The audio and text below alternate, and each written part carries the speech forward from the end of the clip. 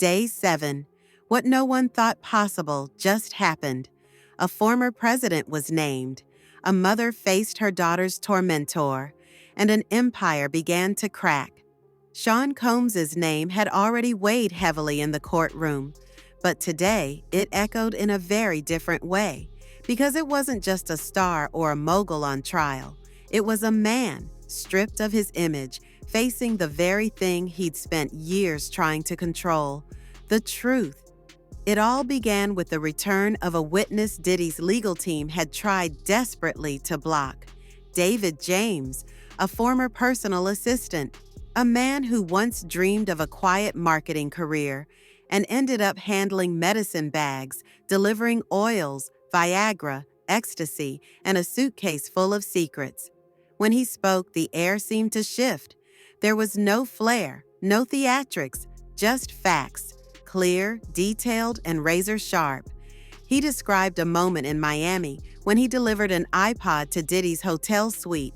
He opened the door. Cassie was lying on the bed. Another man was there, half hidden in the bathroom, the shower running. Diddy was nowhere in sight, or so he thought. What he described next unsettled the entire room.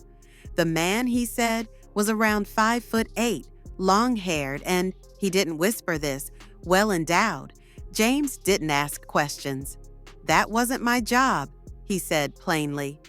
Then came the inventory, the medications, the late-night pharmacy runs, the strange requests, and the infamous bag, a Louis Vuitton toiletry kit filled with the things Diddy used for his private nights. When James asked why Diddy kept so many recordings of his parties, the answer was chilling. "I'm keeping them, just in case." Videos as leverage, as silent threats, as ammunition. But that wasn't all. He spoke of guns, 3 of them, on Diddy's lap after a tense confrontation with Suge Knight. Surrounded by black SUVs, paranoia in the air, tension in every breath, and still Diddy watching, calculating, always aware of who knew what. Then came the name, Barack Obama. Yes, that Barack Obama. James said Diddy met with important people, even former presidents. He wasn't accusing, he was listing. But still, the courtroom held its breath. The RICO picture became sharper with every sentence. James wasn't just saying he had seen disturbing things. He was describing a system, a machine, one in which every employee followed orders, where Diddy decided what to do, what to say, when to lie, and when to disappear. And then, the most damning detail of all, Diddy allegedly told James to file a false police report, to claim he'd been attacked by a chef, when in reality, it was Diddy who had assaulted her. James considered it, then refused. But the very request painted the truth. This wasn't a moment of madness. This was standard procedure. When James stepped down, the courtroom was silent, and this was only the beginning. She walked in without trembling, upright, silent. Her name, Regina Venture. But in that courtroom, they called her something else. Cassie's mother. A simple title, but one that carried the weight no one else could bear that day. Everyone knew what she was about to say would matter, but no one was ready for the true impact of her words. She didn't tell a story. She opened a wound. That night, just days before Christmas, Cassie came home. No one expected her in that state. Bruises on her legs, her back, her lower body, clear, violent marks, and yet she didn't cry. She sat down, exhausted, broken. She didn't say much. She just reached out. Her mother instinctively grabbed an old Polaroid camera. She took pictures. "I wanted to document it," she would say later, "not for revenge, for proof." So no one could ever say it didn't happen. But that wasn't all. On the flight home, Cassie had sent an email to 2 people, her mother and her assistant at the time, Capricorn Clark. The subject line was simple, one word, threats. Inside, Cassie explained that Sean Combs had promised to release 2 sexually explicit videos, one on Christmas Day, the other soon after, And as if that wasn't enough, he had also threatened to harm her and Kid Cutie, not with his own hands. He would be out of the country, distant, clean, untraceable. Reading the message aloud in court, Cassie's mother paused. Her voice shook briefly, but she didn't stop because she knew it wasn't about her anymore. It wasn't even just about Cassie. It was about every woman who's ever been told, "No one will believe you." And then came the second blow. Diddy had followed up with another email. Cold, director. He demanded $20,000 from the family to recoup what he claimed he had spent on Cassie. It wasn't a request, it was a threat. Extortion, plain and simple. The family panicked. They knew Cassie was in real danger, so they acted. They took out a home equity loan. They gathered the funds, and they wired the money directly to Bad Boy Entertainment, to Sean Combs' corporate account. 4 days later, he returned it, not out of mercy, out of strategy. He had tested their fear and realized they weren't going to fold. In court, Cassie's mother also recounted the confrontation. It was Cassie's 30th birthday. Diddy had shown up at her apartment. He took her phone. Cassie's mother was there. She stepped in. She screamed. She tried to hit him. "Give my daughter her phone." He did. Then he took Cassie's car and left. Nothing she said felt like revenge. Every word was measured, honest, unshakable. Even the jurors, some with tears in their eyes, couldn't look at her without turning away. And then, silence. When she finished, Diddy's lawyer stood up, looked at her, and said, "No questions," then sat back down. And everyone understood exactly what that meant. As she stepped down from the stand, she looked straight at Sean Combs, held his gaze, long, steady, fearless. He couldn't meet her eyes. He looked down, and in that silence, he wasn't the powerful mogul anymore. He was just a man, exposed, cornered, and unable to face the truth of a mother. Not a word, not a breath, not a single sound. Only one look, a mother's look, and a man who couldn't bear to face it.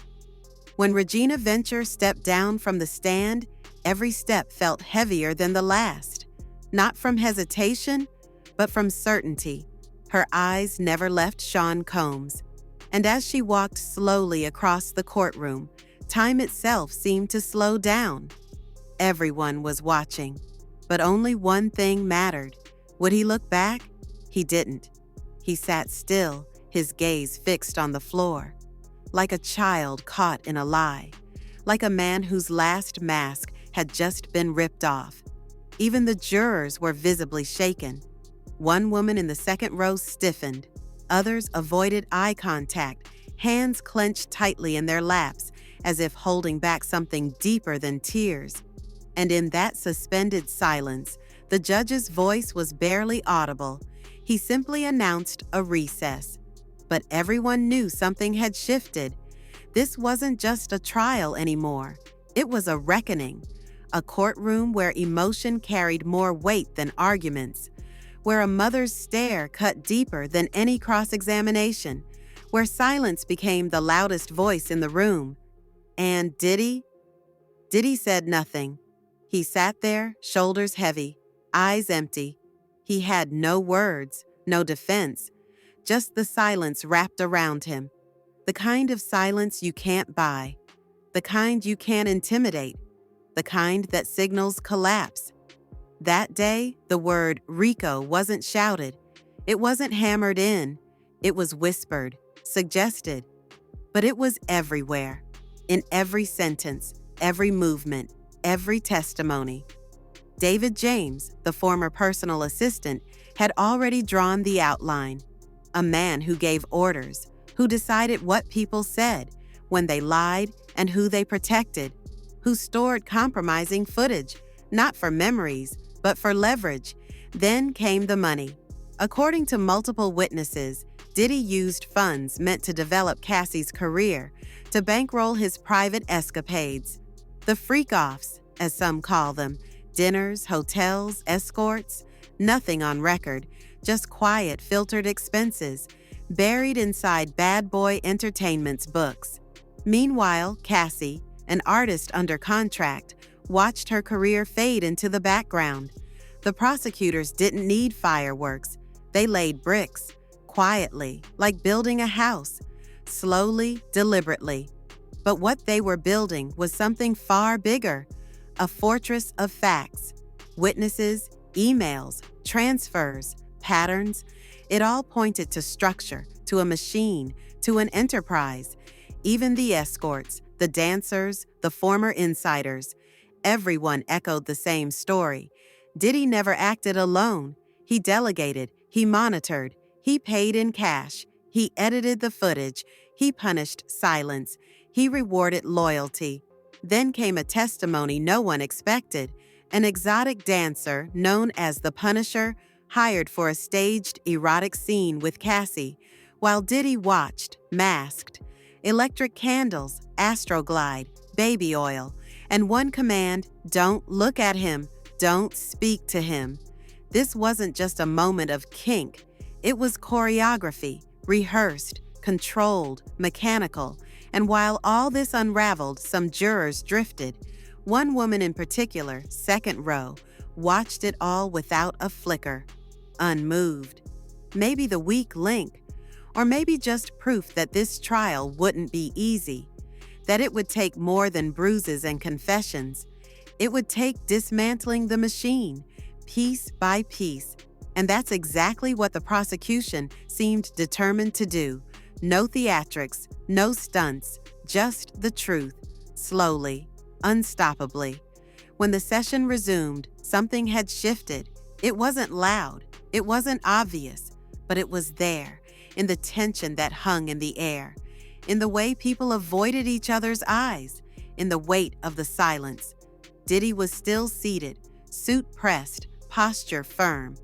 But the man now visible wasn't the same. The confidence was gone. The arrogance faded. He looked diminished, as if in the face of an assistant's testimony, a mother's stare, and a slow unraveling of the empire he'd built, he finally understood. This wasn't just a trial. This was a dismantling. The system he once believed untouchable was starting to collapse, not in chaos, but in slow erosion.